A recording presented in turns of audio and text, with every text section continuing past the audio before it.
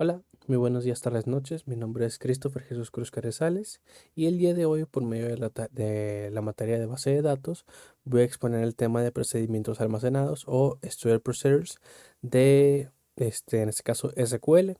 Esto es por parte de una actividad del tema 5 de la materia antes mencionada y los integrantes del equipo son un servidor, Christopher Jesús, Fred Anthony Pérez Landero y Emil Ricardo Vázquez Salazar.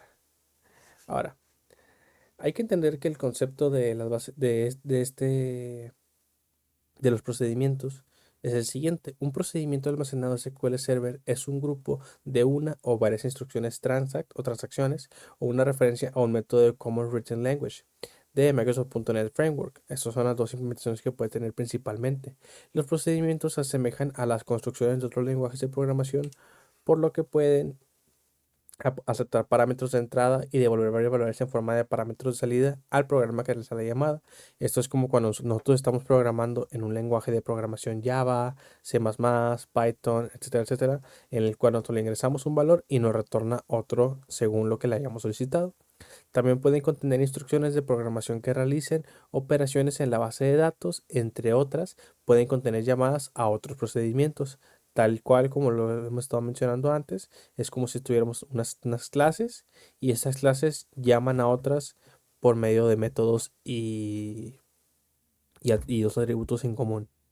Y también pueden devolver un valor de estado a un programa que realiza una llamada para indicar si la operación se ha realizado correctamente o se han producido errores y el motivo de estos. Básicamente, si realizamos una transacción, que es el motivo original por el cual estamos usando los procedimientos estos, nos avisa si la transacción se hizo correctamente, si hubo un error de tipo parcial, un error total, etcétera, etcétera. Ahora bien, ¿cuáles son las ventajas de todo esto? Una es que el tráfico de red entre el usuario y el servidor se ve reducido, dado que está funcionando completamente en tiempo real. Otro es que tiene una mayor seguridad. Al hacerlo un procedimiento almacenado, nos aseguramos de que la seguridad esté anidada dentro de la base de datos. Y esto nos da una mejor utilización para lo mismo. También, hablando de utilización, tenemos la reutilización de código, ya que esta nos sirve para tener un mejor avance en lo mismo y poder utilizar el mismo código para varios procedimientos almacenados. También tenemos que esto nos va a ayudar a que nuestra base de datos y en general nuestro servidor tenga un rendimiento mejorado, así como que el mantenimiento del mismo sea mucho más sencillo, ya que al utilizar el mismo código podemos ver todas las transacciones que se han estado realizando y esto nos permite que podamos tener todo de una manera mucho mejor estructurada. Ahora bien, los tipos de procedimientos almacenados. Entre estos tenemos los que son definidos por el usuario. Un procedimiento definido por el usuario, como se puede ver en la presentación, se puede crear en una base de datos definida por el usuario o en todas las bases de datos del sistema, excepto en la base de datos resource. El procedimiento se puede desarrollar en Transact SQL, como lo hemos visto previamente, o como referencia a un método de CLR de Microsoft.NET Framework, que es, como lo mencionamos al principio, son los dos sitios donde se utiliza principalmente. Esto es básicamente nosotros estamos programando todo lo que viene a ser la transacción que vamos a realizar y el procedimiento que estamos haciendo. La siguiente es la que es validada por temporales. Los procedimientos temporales son una forma de procedimientos definidos por el usuario.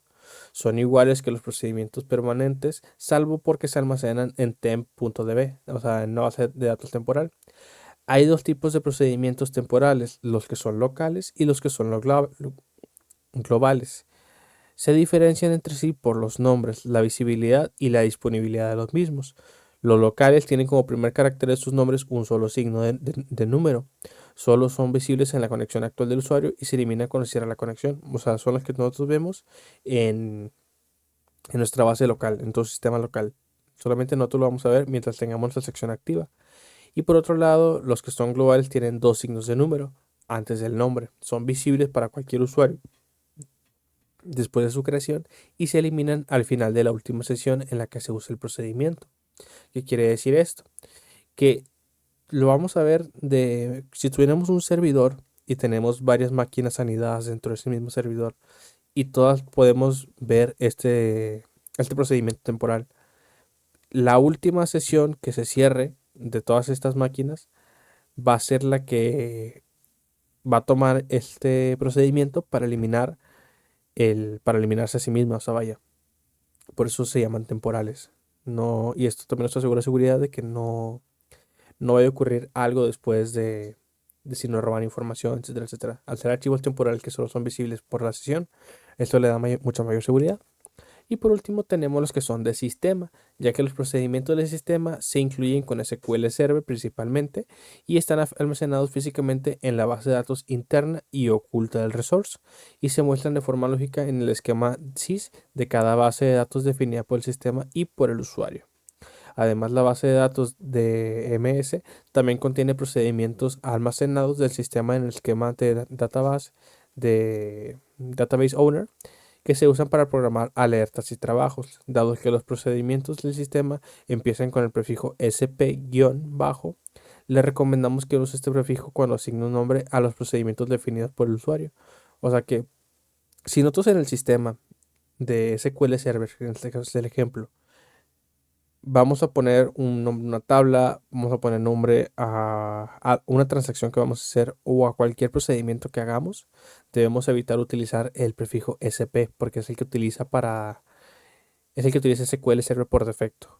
Desconozco cuál es el que utiliza MySQL o cualquier otro manejador de base de datos, pero en versión SQL Server es el que te da la recomendación. Y para obtener una lista completa de los procedimientos del sistema, pues hay que consultar los procedimientos almacenados del sistema, en el caso Transact SQL, que esto ya vería como más información un poquito más aparte. ¿Qué podemos concluir de todo esto? Lo que podemos concluir de todo esto es que los procedimientos almacenados nos sirven mucho al momento de mantener una mejor gestión y sobre todo seguridad en la información de las transacciones que hacemos en las bases de datos. Por ende, si queremos mantener un archivo o un sistema que sea seguro y que no solo sea seguro, sino que nos permita a nosotros poder hacer modificaciones de una manera mucho más sencilla, tenemos que recurrir a los procedimientos almacenados. De mi parte sería todo y les deseo buenas noches y muchas gracias por haber visto este video.